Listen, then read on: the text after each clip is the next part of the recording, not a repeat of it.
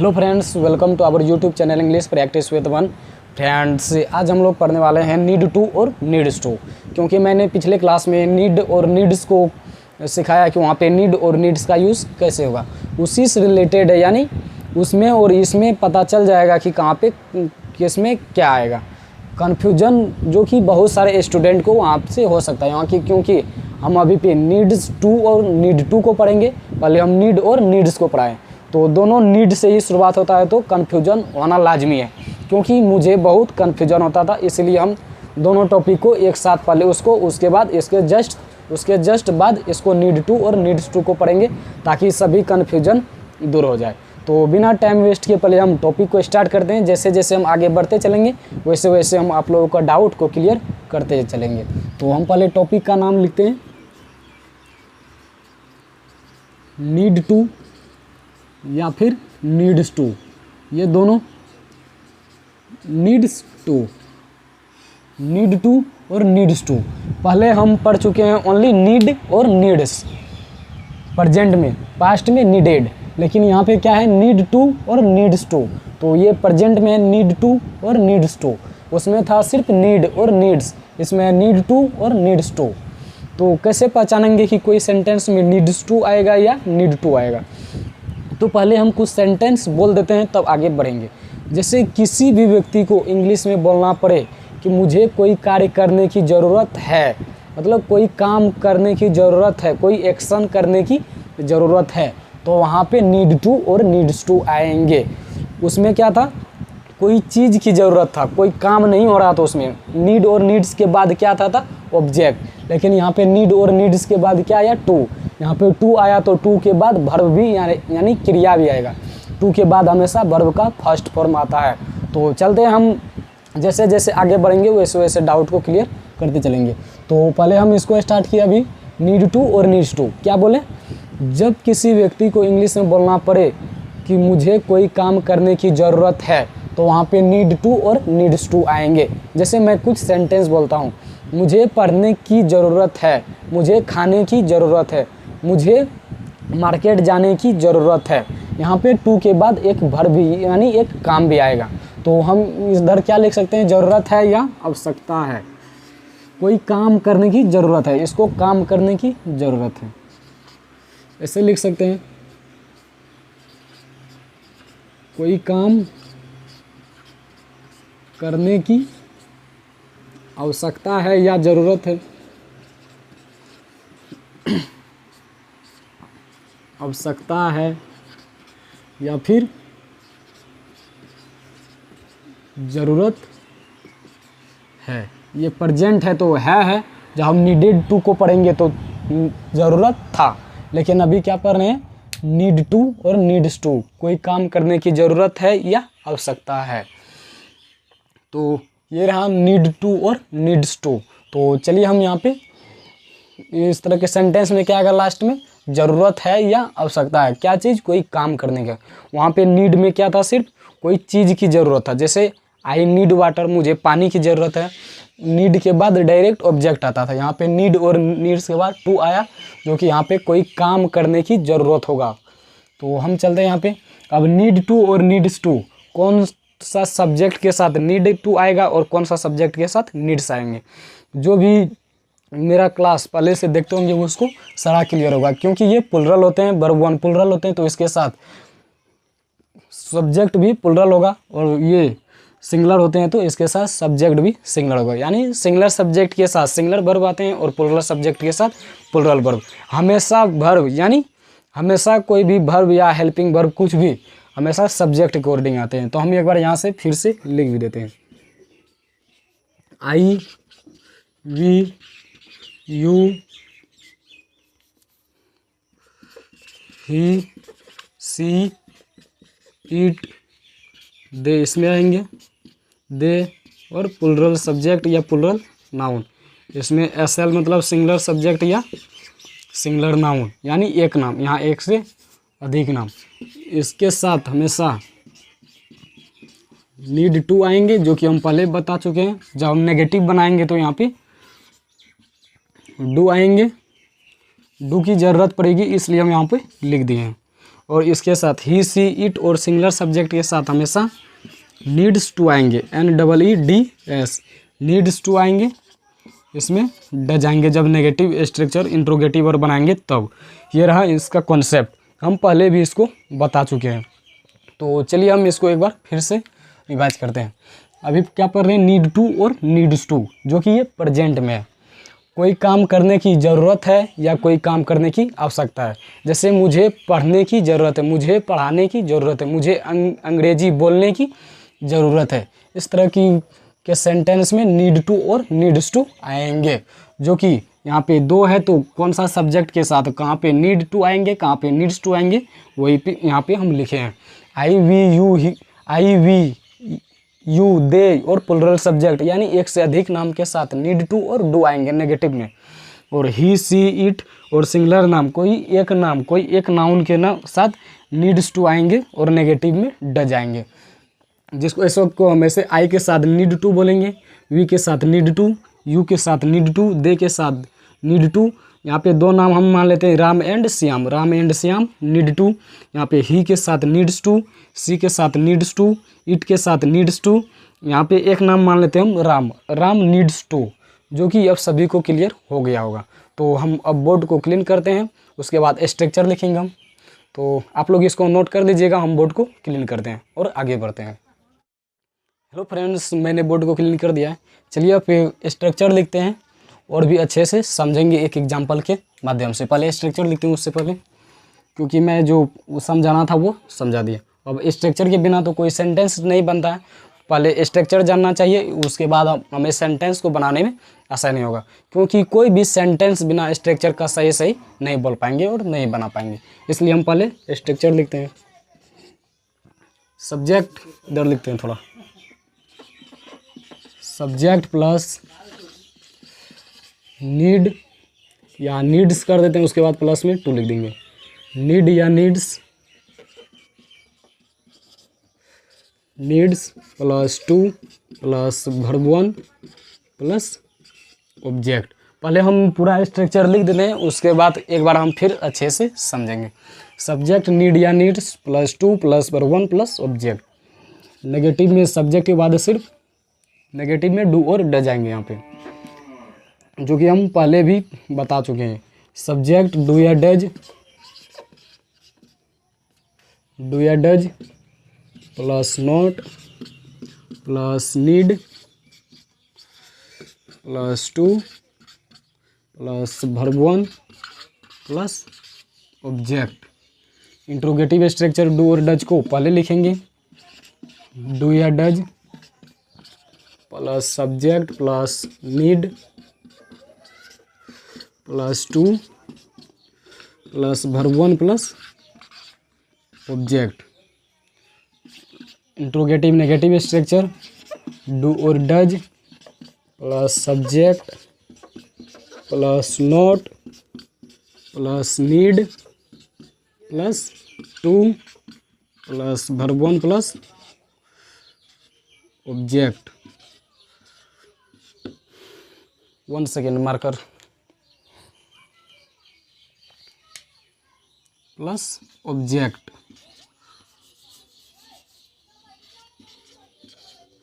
यहाँ पे प्रश्नवाचक चिन्ह देंगे। डू या does subject not need to verb one plus object. Interrogative structure double interrogative structure WH word पहले लिखेंगे, WH वर्ड प्लस डू या डज प्लस सब्जेक्ट प्लस पहले डबल इंट्रोगेटिव लिख रहे हैं। WH वर्ड डू या does plus subject plus need to plus verb one plus object. Double interrogative negative structure अब लिख रहे हैं। WH वर्ड प्लस डू या does plus subject plus not plus need के बाद डायरेक्ट भी टू लिख सकते हैं या प्लस देकर भी टू लिख सकते हैं। उसके बाद वर्ब वन प्लस ऑब्जेक्ट। ये रहा स्ट्रक्चर जो कि हम यहाँ पे लिख दिए। नीड टू और नीड्स टू, सब्जेक्ट नीड या needs plus to plus verb one plus object. Subject do या डज जब नेगेटिव बनाते हैं तो सब्जेक्ट डू या डज प्लस नोट, हमेशा हेल्पिंग वर्ब के बाद ही नोट आता है। सब्जेक्ट यहाँ पे हेल्पिंग वर्ब ये है तो इसके बाद जस्ट बाद, पहले यानी पहले हेल्पिंग वर्ब के बाद ही नोट आता है हमेशा। सब्जेक्ट डू या does plus note plus need plus to plus verb one plus object.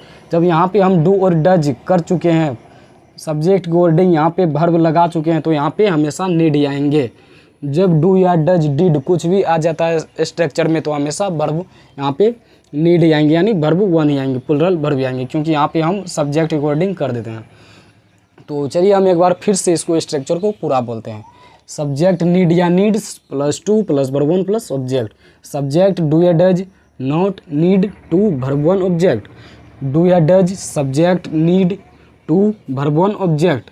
Interrogative negative structure. Do या does subject not need to verb one object. WH word या double interrogative structure इसको बोलते हैं। WH word do या does subject need to verb one object. WH word do या does subject not need to verb one object. जो कि ये सभी स्ट्रक्चर होते हैं नीड टू और नीड्स टू में, ये 6 तरह का जो कि 6 सेंटेंस बोले जाते हैं, जो कि मैं यहाँ पे लिख दी। तो उम्मीद करते हैं कि आप सभी समझ गए होंगे। हम इसको अब बोर्ड को क्लीन करते हैं, आप लोग इसको नोट कर लीजिएगा। हेलो फ्रेंड्स, मैंने बोर्ड को क्लीन कर दिया है, तो चलिए चलते हैं एक एग्जांपल की ओर, क्योंकि स्ट्रक्चर पहले तो नीड और नीड्स का यूज पड़े, नीड टू और नीड्स टू का। उसके बाद हम जानें कि कौन सा सब्जेक्ट के साथ नीड टू आएंगे और कौन सा सब्जेक्ट के साथ नीड्स टू आएंगे। तो उसके बाद हम स्ट्रक्चर लिखे, जो कि स्ट्रक्चर होते हैं नीड्स टू और नीड टू के, उसका स्ट्रक्चर लिखे जो कि हम पहले लिख चुके हैं, अब बोर्ड को क्लीन कर चुके हैं। तो चलिए अब एक एग्जाम्पल के माध्यम से और अच्छे से समझते हैं, क्योंकि जब तक एक कोई एग्जाम्पल से नहीं समझेंगे तब तक अच्छे से इसका यूज नहीं समझ पाएंगे। तो चलिए हम एक छोटा सा एग्जाम्पल लेंगे ताकि सभी को आसानी से समझ में आ जाए।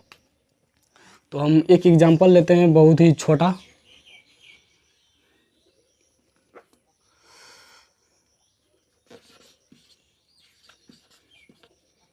मुझे खाने की ज़रूरत है, जो कि सभी को आसानी से समझ में आ जाए, इसीलिए हम बहुत ही छोटा सा एग्जाम्पल लेते हैं। मुझे खाने की ज़रूरत है या आवश्यकता है, कुछ भी लिख सकते हैं, ज़रूरत या आवश्यकता, बात तो रखिए। मुझे खाने की ज़रूरत है, तो यहाँ से भी आप लोग समझ सकते थे, सिर्फ नीड और नीड्स में क्या था, यहाँ पे खाना कोई नहीं आ रहा था, कोई ऑब्जेक्ट आ रहा था, कोई ऑब्जेक्ट, यानी नीड के बाद डायरेक्ट ऑब्जेक्ट आता था स्ट्रक्चर में भी। और इसमें क्या है, नीड टू, नीड के बाद टू आता है। टू जब भी आता है तो टू के बाद हमेशा वर्ब का फर्स्ट फॉर्म आता है, जो कि पहले हम लिख चुके हैं। तो यहाँ पर भी टू के बाद वर्ब वन खाना लेना पड़ेगा। हिंदी का सेंटेंस में भी यहाँ पे कोई काम होगा, कोई एक्शन होगा, कोई कार्य होगा। और काम क्या होता है, जिसके अंत में ज़्यादातर ना आता है वर्ब वही होता है आप लोग जानते हैं। तो चलते हैं यहाँ पे सब्जेक्ट, यहाँ पे क्या है, आई। उसके बाद आई, मुझे का इंग्लिश आई, यहाँ पे मी नहीं होगा क्योंकि यहाँ पे मुझे सब्जेक्टिव केस चाहिए, सब्जेक्टिव केस आई होता है, सब्जेक्ट आई सब्जेक्ट आई के साथ नीड आता है, आई नीड। उसके बाद आई नीड टू खाना, मतलब ईट, आई नीड टू ईट, मुझे खाने की ज़रूरत है। आई नीड टू ईट, मुझे खाने की ज़रूरत है। आई नीड टू प्ले, मुझे खेलने की ज़रूरत है। इस तरह से हम कई सेंटेंस बना सकते हैं। अगर हम लोग समझ जाते हैं कोई भी कॉन्सेप्ट को आसानी से, तो हम कोई भी सेंटेंस को आसानी से बोल पाएंगे और बना पाएंगे। लेकिन कॉन्सेप्ट को क्लियर होना चाहिए, पूरा कॉन्सेप्ट समझ में आना चाहिए। तो चलिए हम एक सेंटेंस को पूरा 6 स्ट्रक्चर पे बनाते हैं, जो कि हम स्ट्रक्चर लिखे थे। यहाँ पे बोर्ड पे जगह नहीं रहता है, तो इसलिए हम डायरेक्ट इंग्लिश ही लिख देते हैं, हिंदी अपने मन से अपने बोल देते हैं। हिंदी को मतलब हिंदी नहीं लिखते हैं, और हिंदी बोल देते हैं और सिर्फ उसका इंग्लिश लिखते हैं। तो मुझे खाने की ज़रूरत है या आवश्यकता है, आई नीड टू ईट। अब जो लिख रहे हैं उसका हिंदी, मुझे खाने की ज़रूरत नहीं है या मुझे खाने की आवश्यकता नहीं है, तो क्या होगा, इसका आई के साथ डू आएगा। डू नॉट को शॉर्ट में हम डोंट लिखते हैं। I don't need to eat, मुझे खाने की ज़रूरत नहीं है। अब इसका इंट्रोगेटिव बनाएंगे, क्या मुझे खाने की ज़रूरत है, क्या मुझे खाने की ज़रूरत है। तो पहले हम डू लिखेंगे, पहले बड़ी लिखते हैं do I need to eat, do I need to eat, क्या मुझे खाने की ज़रूरत है। ये हुआ इसका हिंदी। अब इसमें भी नेगेटिव बोल सकते हैं, इंट्रोगेटिव नेगेटिव। क्या मुझे खाने की ज़रूरत नहीं है, तो उसके लिए do I not need to eat, do I not need to eat, क्या मुझे खाने की ज़रूरत नहीं है, क्या मुझे खाने की आवश्यकता नहीं है। तो डबल इंट्रोगेटिव स्ट्रक्चर भी होते हैं। मुझे खाने की ज़रूरत क्यों है, मुझे खाने की ज़रूरत कब है, तो वो सब भी बोल सकते हैं। हम क्यों का बनाते हैं, मुझे खाने की ज़रूरत क्यों है। तो क्यों का इंग्लिश WH वर्ड पहले लिखेंगे, why do I need to eat, मुझे खाने की ज़रूरत क्यों है। Why do I need to eat, why do I need to eat, मुझे खाने की ज़रूरत क्यों है। अब इसमें भी नेगेटिव बना सकते हैं, डबल इंट्रोगेटिव नेगेटिव स्ट्रक्चर भी होता है। तो क्यों का ये भी बनाते हैं, why do I not need to eat, why do I not need to eat, जो कि ये छह तरह के सेंटेंस, छह तरह का स्ट्रक्चर होता है। तो वही स्ट्रक्चर पे हम छह तरह का सेंटेंस को यहाँ पे बना दिए। तो चलिए हम एक बार और इसको अच्छे से समझते हैं। मुझे खाने की ज़रूरत है, शुरू से नीड टू और नीड्स टू को हम लोग पढ़ रहे हैं। जब भी किसी व्यक्ति को इंग्लिश में बोलना पड़े, अंग्रेजी में बोलना पड़े कि मुझे कोई काम करने की ज़रूरत है, मुझे कोई एक्शन करने की ज़रूरत है, किसी को भी कोई एक्शन करने की ज़रूरत है, आवश्यकता है, तो उस तरह के सेंटेंस में नीड टू और नीड्स टू आएंगे, जो कि प्लूरल सब्जेक्ट के साथ ये आते हैं और सिंगुलर सब्जेक्ट के साथ ये आते हैं। हम उससे पहले लिख दिए, उसके बाद हम स्ट्रक्चर को लिखे, उसके बाद एक एग्जाम्पल के माध्यम से अच्छे से समझे। तो इस एग्जाम्पल को हम फिर से एक बार समझते हैं। मुझे खाने की ज़रूरत है, मुझे पढ़ने की ज़रूरत है, मुझे जाने की ज़रूरत है, मुझे बैठने की ज़रूरत है, मुझे पढ़ाने की ज़रूरत है। इस तरह से के कई सेंटेंस जो है, कोई काम होगा और ज़रूरत और एक्शन होगा, तो उसको हम नीड टू और नीड्स टू से बनाएंगे। जैसे हम यहाँ पे एक एग्जांपल से अच्छे से समझें, छोटा सा एग्जांपल, मुझे खाने की ज़रूरत है, आई नीड टू ईट, मुझे खाने की ज़रूरत नहीं है, I don't need to eat, क्या मुझे खाने की ज़रूरत है, do I need to eat, क्या मुझे खाने की ज़रूरत नहीं है, do I not need to eat, मुझे खाने की ज़रूरत क्यों है, why do I need to eat, मुझे खाने की ज़रूरत क्यों है, why do I need to eat, मुझे खाने की ज़रूरत क्यों नहीं है, why do I not need to eat, जो कि स्ट्रक्चर से हम लिखे हैं। तो चलिए हम एक बार स्ट्रक्चर भी बोल देते हैं। यहाँ पे स्ट्रक्चर क्या होता है, सब्जेक्ट नीड या needs, to verb one, object यहाँ पे नहीं है तो ऑब्जेक्ट नहीं है, सब्जेक्ट डू या does, not need to verb one, do या does subject, need to verb one, do या does subject, not need to verb one, WH word do या does subject, need to verb one, WH word do या does subject, not need to verb one. जिसको भी structure याद रहेगा वो कोई भी सेंटेंस को बोल पाएंगे। तो उम्मीद करते हैं कि आप सभी समझ गए होंगे। तो अगर आप लोगों को मेरा ये सिखाने का तरीका पसंद आता है तो प्लीज़ चैनल को सब्सक्राइब कीजिएगा और अपने दोस्तों के पास शेयर ज़रूर कीजिएगा, जो भी इंग्लिश को बिल्कुल बेसिक से सीखना चाहते हैं और बोलना चाहते हैं। क्योंकि मैं भी आप लोगों के तरह ही एक स्टूडेंट हूँ। मैं जितना सीखता हूँ, जितना जानता हूँ, मैं चाहता हूँ कि आप लोग भी उसको जाने मेरी मदद से। तो आप लोग भी कमेंट कीजिएगा, मुझे कुछ सिखाइएगा।